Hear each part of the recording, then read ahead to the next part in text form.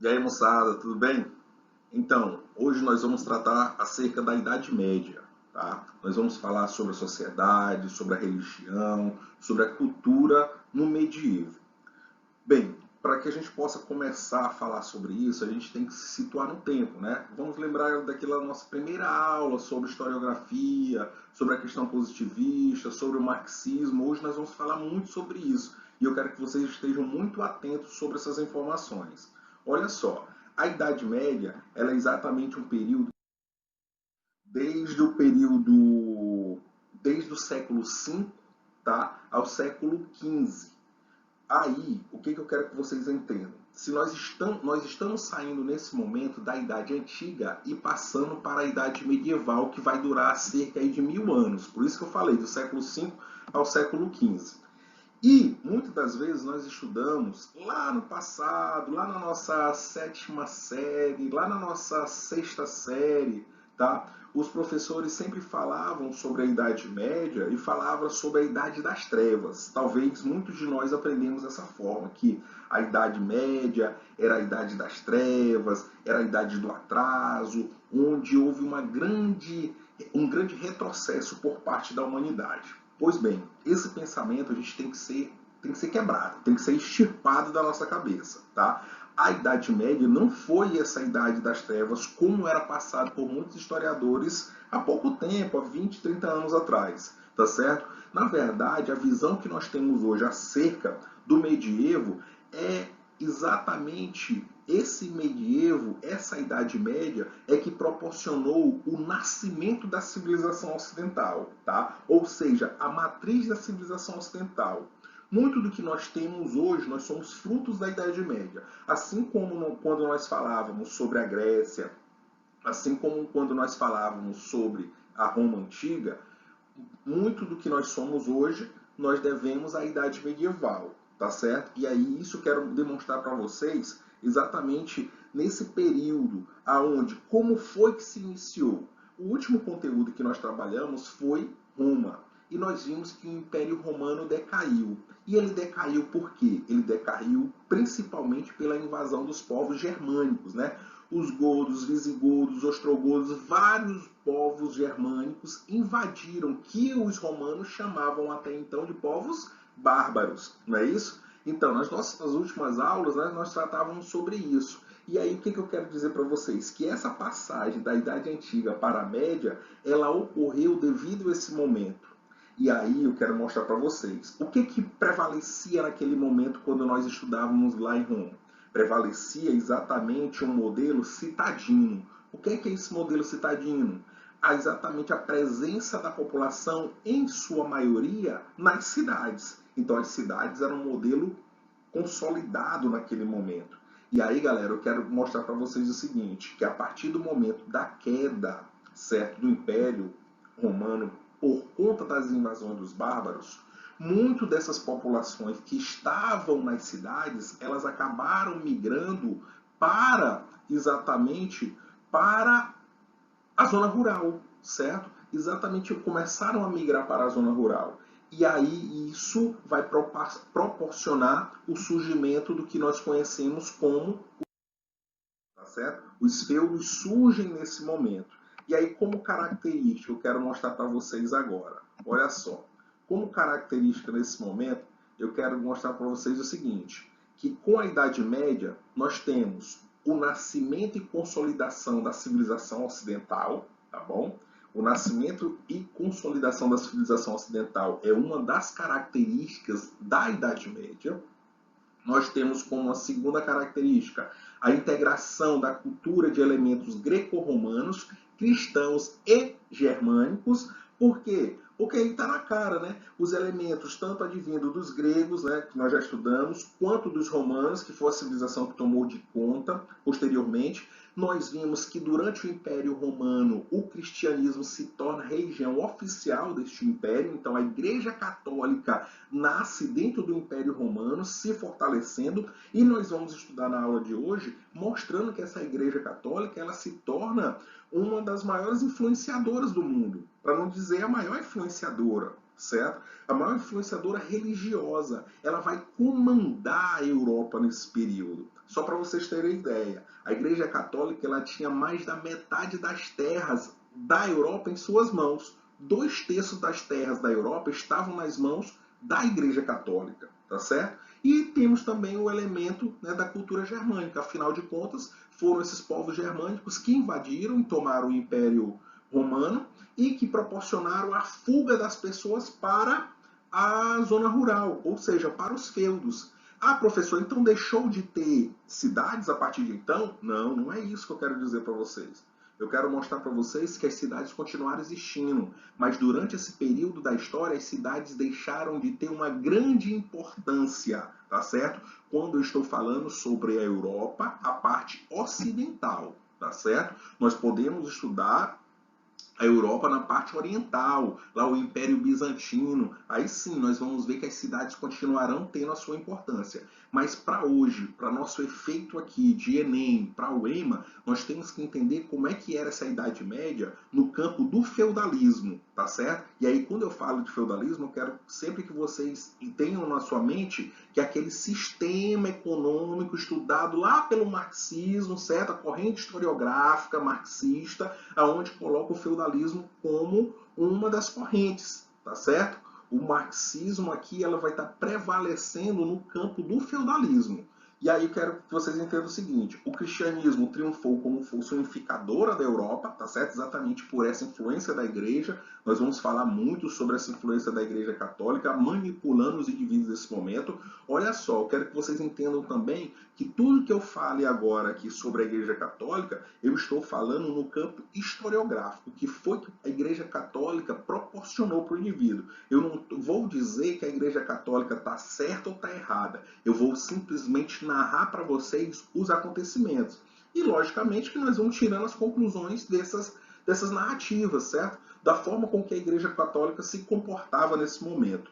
E, como não poderia ser diferente, né, a grande contribuição que eu queria dizer que foi essa Idade Média para nós, foi exatamente o surgimento das universidades, tá certo? É dentro da Idade Média que nós vamos ter o surgimento das universidades nesse momento, e aí muito importante para todos nós, afinal de contas, todos nós que estamos aqui assistindo essa videoaula, exatamente sonha ir para as universidades, e fazer um curso de graduação, um curso superior. Então, essa universidade que tanto vai colaborar no desenvolvimento da ciência para a humanidade, ela surge em plena Idade Média. Então nós não podemos ficar com aquele discurso do passado que dizia que a Idade Média era a idade do atraso, que a Idade Média era um retrocesso. De forma alguma, nós não podemos pensar dessa maneira, tá ok? Então vamos continuando aqui o seguinte ponto. Olha só, para que a gente possa entender esse período da Idade Média, os historiadores positivistas dividiram ele em duas partes. Como, professor? Olha só, nós podemos nomear que a primeira parte da Idade Média, ela ficou conhecida como a Alta Idade Média, que vai do século V ao século XI. Alguns livros você pode ver de século V ao século X. Isso aí é o que menos importa para a gente no quesito prova de vestibular tradicional ou Enem, tá certo? Mas não vai fugir disso, ninguém vai cobrar isso pra gente. Eu quero que vocês entendam todo o processo cronológico aqui. E aí, ó, a Alta Idade Média vai do século V ao século XI e a Baixa Idade Média vai do século XI ao século XV. Bem, o que nós temos que entender para saber o que foi a Alta Idade Média e o que foi a Baixa Idade Média? Primeiro ponto, eu tenho que ter logo em mente que a Alta Idade Média é o período do grande apogeu do feudalismo, tá? E na Baixa Idade Média é a decadência do feudalismo e o ressurgimento das cidades. Falo novamente, estou falando da Europa Ocidental, tá certo? Então é o que a gente vai se prender na aula de hoje. Olha só, na Alta Idade Média, por ser exatamente o período do feudalismo, certo? Nós temos o poder político descentralizado. Professor, mas o que vem a ser o poder político descentralizado nesse momento? Galera, o poder político descentralizado é porque, durante a Idade Média, nós não vamos ter um governante que vai comandar toda uma região, todo um território. Não. Nesse momento, como nós costumamos ver, por exemplo, no Império Romano, né, o imperador romano comandava toda uma região e procurava se expandir. Aqui na Idade Média, durante o feudalismo, os senhores feudais, que era quem tinha o poder político naquela época, e eu vou explicar já já para vocês quando a gente começar a entrar em sociedade, esse senhor feudal que comandava o feudo, ele só comandava o seu feudo. Ele não comandava os feudos demais que estavam próximos. Ah, professor, mas o senhor feudal naquela época ele não poderia exatamente conquistar um outro feudo? Poderia, e eu vou explicar isso para você. Mas ele não vai ficar acumulando feudo. Ele vai passar para uma outra pessoa, tá certo? E eu vou explicar isso, que vai ser exatamente a relação de sucerania e vassalagem. Mas é daqui a pouco. Olha só, esse poder político descentralizado demonstra isso, que cada senhor feudal ele vai ter o seu feudo e cada um vai comandar somente o seu feudo, tá? A economia era natural.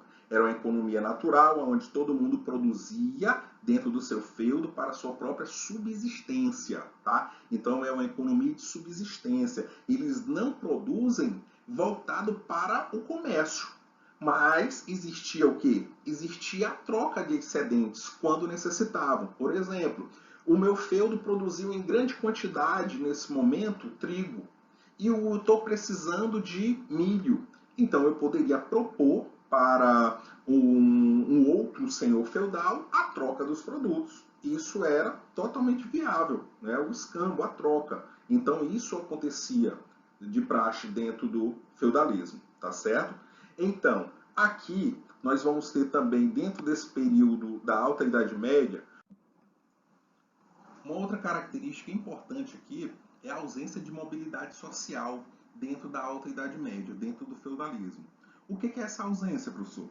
Veja bem, havia, e a gente tem que, de uma forma bem didática para que vocês entendam, havia um discurso dentro da sociedade medieval que quem nascesse servo, morreria servo. Quem nascesse nobre, morreria nobre. Professor, o que é servo, o que é nobre? Veja bem, na sociedade medieval existiam os senhores feudais. Os senhores feudais eram quem comandava as terras. Quem comandava todo aquele território, o senhor feudal, ele era nobre, tá? Ele tinha título de nobre. Outras pessoas moravam com ele no feudo dentro do castelo. Esses que moravam dentro do castelo eram também nobres, têm um título de nobreza. Eram consideradas pessoas que tinham sangue azul, ou seja, eram pessoas diferenciadas. Aqueles que não moravam nos castelos, que não faziam parte da igreja, eles eram considerados servos, ou seja, era exatamente a massa da população. Eram aquelas pessoas que não detinham título de nobreza algum. Era exatamente a massa que tinha que trabalhar para manter todas as regalias da nobreza. Esses eram servos. E aí por isso é que a gente trata desse ponto, a ausência de mobilidade social, porque quem nascia servo morria servo, quem nascesse nobre morria nobre. E aí o que acontece? Não havia ascensão social. Dificilmente, ou quase nunca, era possível que um servo se tornasse nobre, tá certo? Isso durante o feudalismo. E por último, e também muito importante para a gente, é a questão do controle da igreja. A igreja medieval, a igreja católica nesse momento, que já vinha fortalecida desde o Império Romano, ela se torna ainda mais forte nesse período, porque ela que acaba incutindo na cabeça do indivíduo de que ele nasceu servo, ele deveria morrer servo, servindo a quem? Servindo ao senhor feudal, porque isso era vontade divina, era vontade de Deus, por isso aquela situação. Então o indivíduo na Idade Média, ele era um indivíduo acomodado, ele aceitava a sua realidade. Você já deve ter visto, em pleno século XXI, muitas pessoas abrirem a boca e dizer assim, é assim mesmo, é porque Deus quer. Né? Então, esse discurso não é um discurso de agora, é um discurso que já vem desde a Idade Média sendo passado de geração para geração. Esse discurso do comodismo. Tá? As coisas não estão acontecendo, não é por vontade de Deus. Então, não era para acontecer. Se não deu certo, então foi por vontade divina. Então, o indivíduo ele acaba se acomodando diante de tanta situação, certo? Que ele acaba aceitando o discurso da igreja. Então, os padres, o clero naquela época, ele fazia esse discurso de convencimento até mesmo para que nenhum servo se rebelasse contra o senhor feudal. E aí eu vou mostrar daqui a pouco para vocês o porquê que esse servo deveria se rebelar. Tá? Por que esse servo não deveria aceitar tal situação? Eu vou mostrar que esses servos eram altamente explorados pelos senhores feudais, pela nobreza. E aí por isso que esse discurso de comodismo não deveria prevalecer, mas prevaleceu por conta exatamente da influência da Igreja Católica. Vamos agora às características da Baixa Idade Média. A decadência do feudalismo. Com a decadência do feudalismo, nós vamos perceber que o que era antes poder descentralizado vai voltar a ser poder centralizado. Ou seja, as cidades vão começar a se fortalecer, a figura do rei vai reaparecer, por isso o poder político vai ficar centralizado. A economia, que até então era natural, era de subsistência, era de troca, passará a ser uma economia monetária, ou seja, passará a utilizar a moeda. Aí vocês podem perguntar, mas professor, moeda já existia lá no Império Romano. Exatamente. Mas nesse primeiro momento da Alta Idade Média, as moedas praticamente não eram utilizadas. Mas foram utilizadas sim. E eu dou um exemplo para vocês. Nos feudos, que eu vou mostrar daqui a pouco uma imagem para vocês de como era a característica dos feudos, nos feudos, quando havia um comércio nessa transição, os homens fabricavam moedas, tá? E essas moedas eram válidas somente em seus feudos, tá certo? E é daí, da Idade Média, que surge os primeiros bancos, tá certo? Por que as agências são chamadas de agências bancárias hoje? Porque a troca comercial ela se dava em bancos, em cima de bancos, as moedas, certo? E aí, por conta disso, eles começaram a prática comercial a partir de então, tá certo? Outra coisa que nós vamos perceber com a Baixa Idade Média é a mobilidade social. Nós vamos ter uma burguesia comercial aí pujante, tá? Com muita força econômica e que vai favorecer muito o comércio, a difusão do comércio nesse momento. E, como eu falei para vocês, a formação do Estado moderno, a aliança rei-burguesia. Olha só, os reis e os burgueses vão se unir para se fortalecer e os reis vão sair muito fortes a partir de então. E aí, futuramente, nós vamos ter os primeiros estados nacionais. É quando nós vamos ter, de fato, os primeiros países ao qual nós conhecemos hoje, certo? Nesse modelo que nós conhecemos atualmente. Então, galera, olha só. Além disso, eu quero chamar a atenção para vocês, e isso é muito pertinente porque cai muito nas questões do Enem, e a UEMA também está com a tendência de melhorar o nível das questões delas, né? Principalmente no quesito interdisciplinar. Então, eu trago uma frase aí que eu gosto muito do nosso escritor, historiador José Rivaí Macedo, que ele diz o seguinte: a Idade Média não inventou a desigualdade entre os sexos. Esta remonta aos primórdios das sociedades organizadas e hierarquizadas, ao aparecimento das civilizações.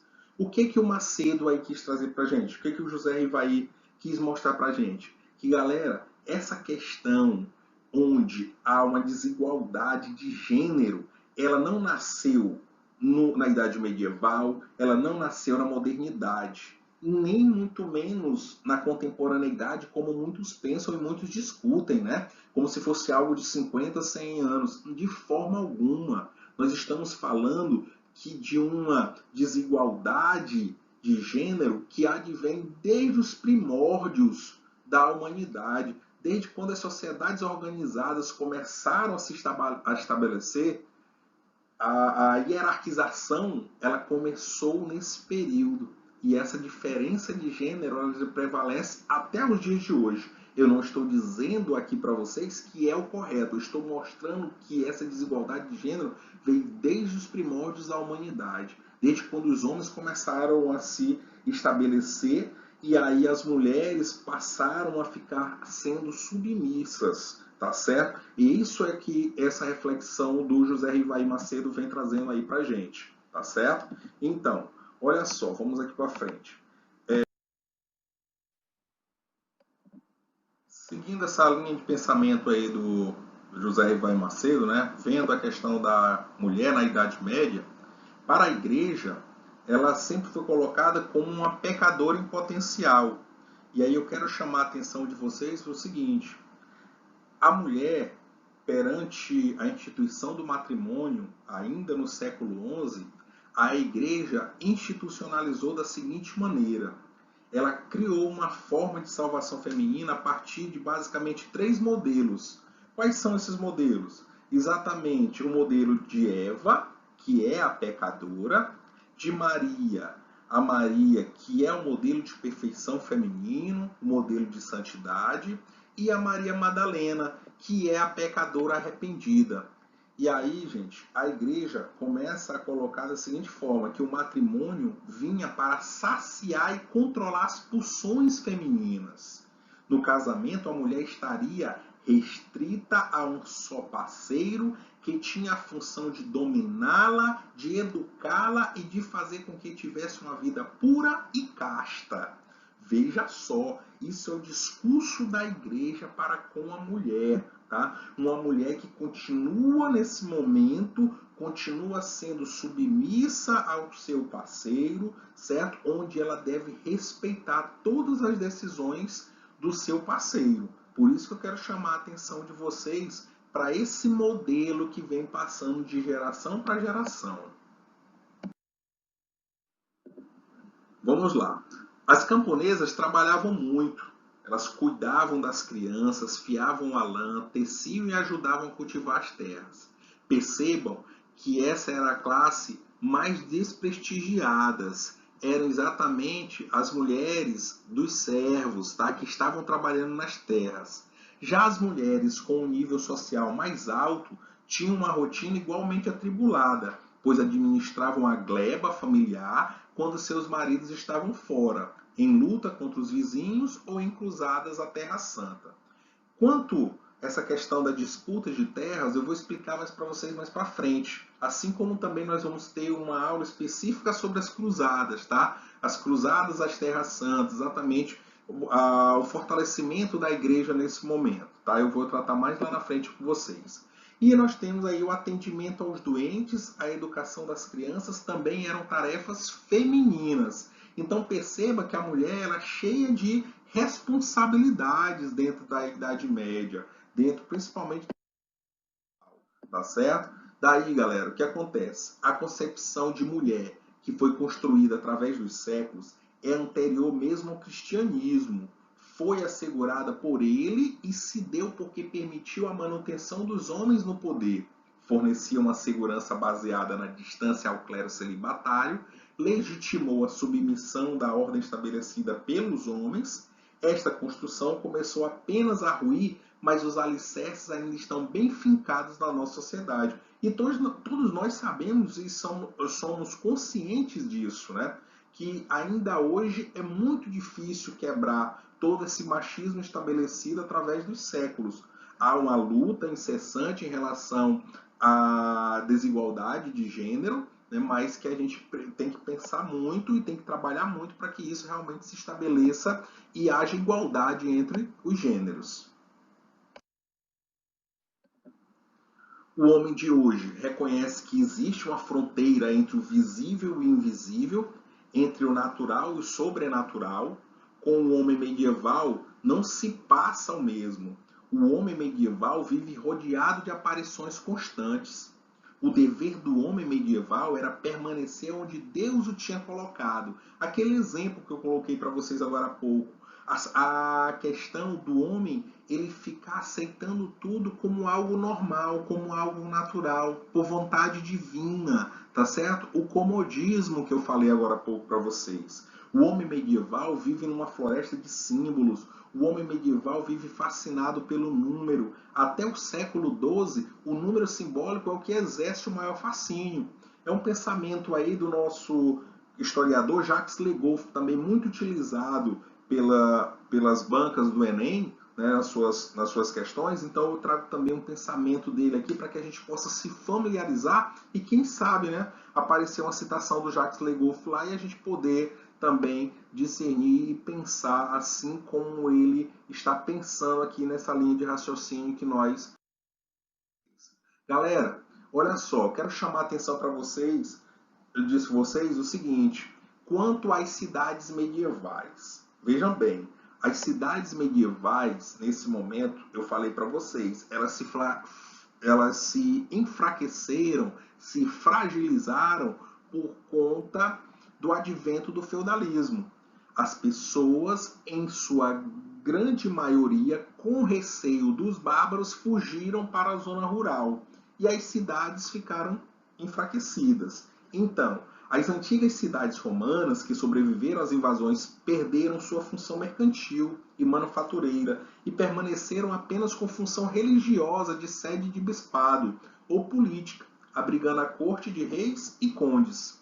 O comércio era realizado por mercadores, que comercializavam produtos exóticos de luxo, como especiarias, perfumes, tecidos finos, ouros trabalhados, papiros, azeite, tâmaras e figos.